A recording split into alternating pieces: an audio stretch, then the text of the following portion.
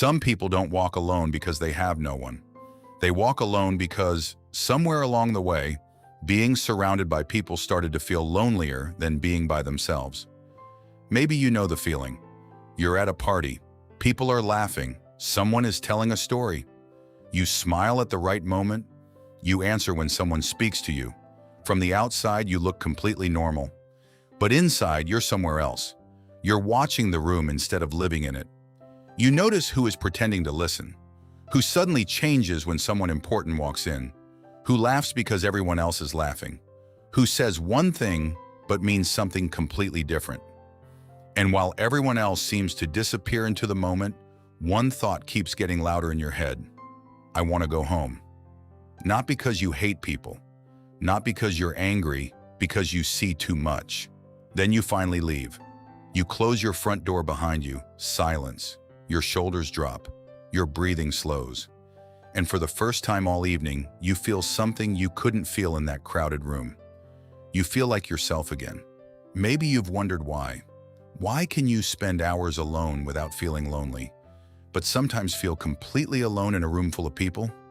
Why does solitude recharge you while socializing, even with people you genuinely like, can leave you strangely exhausted? Most people have a simple explanation. You're just introverted. You need to get out more. You haven't found your people yet. But what if they're looking at it backwards? What if solitude isn't the problem? What if, for certain people, solitude is the one place where the nervous system finally stops performing? Think back. Maybe this started long before adulthood. You were the child who could disappear into a book for hours, build something, draw something, take something apart just to understand how it worked. You didn't need anyone watching. You weren't waiting to be entertained. You were completely absorbed in your own world until an adult opened the door. Why are you sitting in here alone? Why don't you go play with the others?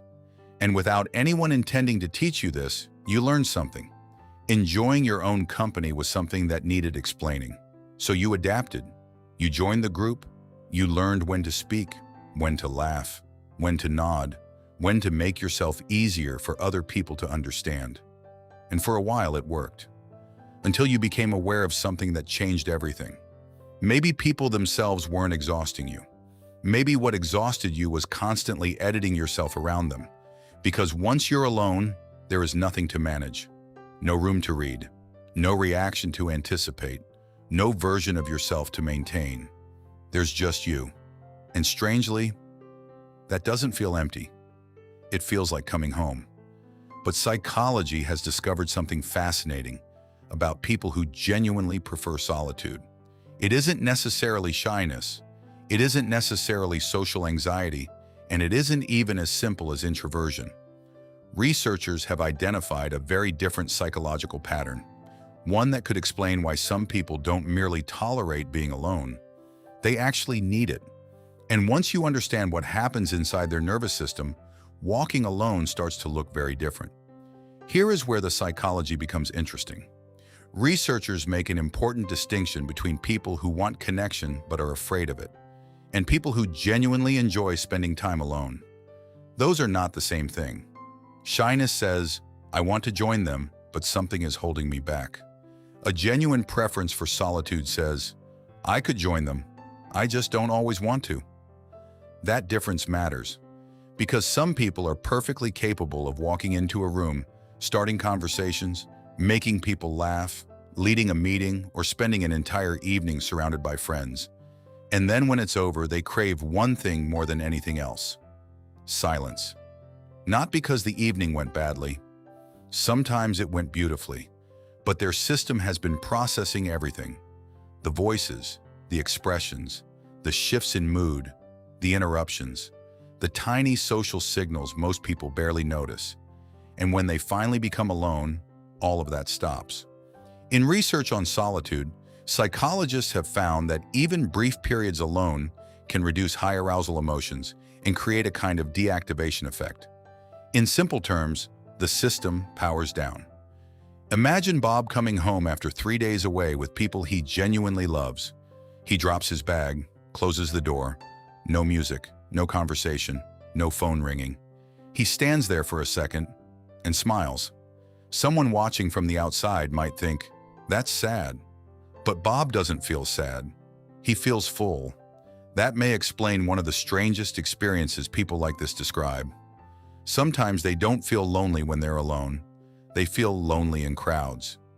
You can spend an entire Sunday by yourself and feel completely content. Then walk into a crowded dinner on Monday and suddenly feel disconnected from everyone around you. That sounds contradictory, but only if loneliness is measured by how many people are nearby. Psychologically, something else can matter more. Whether the environment allows you to feel like yourself. And this is where the story goes deeper, because researchers studying solitude have described something that is almost the mirror image of ordinary loneliness. The distress that comes from not getting enough time alone. Think about that. Most of your life, people may have warned you about getting too much solitude, but almost nobody warned you about getting too little. A week packed with conversations, meetings, messages, family obligations, people needing answers, people needing attention, and by Friday, nothing terrible has happened. Yet you feel strangely drained. You don't need another conversation. You don't need entertainment. You need space. And when you finally get it, something inside you begins returning. Your thoughts become clearer. Your energy comes back. You start creating again, thinking again, maybe even feeling again. But this still leaves one important question. How do you know whether solitude is genuinely part of your nature, or whether you've simply learned to withdraw? There are several signs that reveal the difference. And the first one is so specific that if you have it, you'll probably recognize it immediately. The first sign is simple. Solitude doesn't just rest you, it recharges you. You can spend 3 days with people you genuinely love, have a wonderful time, laugh, talk, share meals, and still feel the biggest wave of relief when you finally close your own door. That relief isn't rejection, it's restoration. Sign 2. Crowds can make you feel lonelier than solitude ever does. You're standing in a room full of conversations, yet somehow you feel like an observer. Everyone seems connected, but you're noticing the expressions behind the smiles, the forced laughter, the subtle competition, the things people say only because everyone else agrees. And suddenly being alone feels more honest than belonging. But here's where people often misunderstand you. Sign 3. You're not necessarily shy. You may actually be very good with people. You can lead the conversation, make strangers laugh, handle a meeting, walk confidently into a room, and nobody there would guess how deeply you value being alone. Because your solitude isn't about fear, it's about autonomy. You don't need the group to tell you what to think, what to enjoy, or who you're supposed to become. And that leads to sign 4. Your circle becomes smaller, but deeper. You would rather have 2 people who truly know you than 20 people who only know the version of you that fits comfortably into their world. You stop measuring connection by quantity. You measure it by depth. And then comes perhaps the most revealing sign. You stop auditioning for belonging. You stop laughing simply because everyone else is laughing. You stop saying yes when everything inside you says no. You stop filling your calendar just to prove that people want you. And eventually you stop explaining why you need space. Not because you've become cold, because you finally understand the cost of constantly becoming someone else just to remain part of the crowd. And that realization changes the meaning of walking alone. But it also comes with a price. Because the moment you stop performing belonging, some people stop recognizing you. And that is the price. When you stop performing belonging, some invitations disappear. Some conversations become shorter. Some people may call you distant, difficult, even strange. But sometimes they aren't reacting to your absence. They're reacting to the fact that the old version of you is no longer available. The version that always said yes, always explained, always adjusted, always made everyone else comfortable. And this is where you have to understand one final distinction. Loneliness and solitude may look identical from the outside, but inside they are completely different. Loneliness is wanting connection that isn't there. Solitude is being alone and feeling that nothing is missing. One drains you, the other restores you. And if being alone gives you clarity, energy, creativity, and a stronger sense of who you are, maybe walking alone was never something you needed to fix. Maybe it was something you needed to understand. Because being too aware has a strange consequence.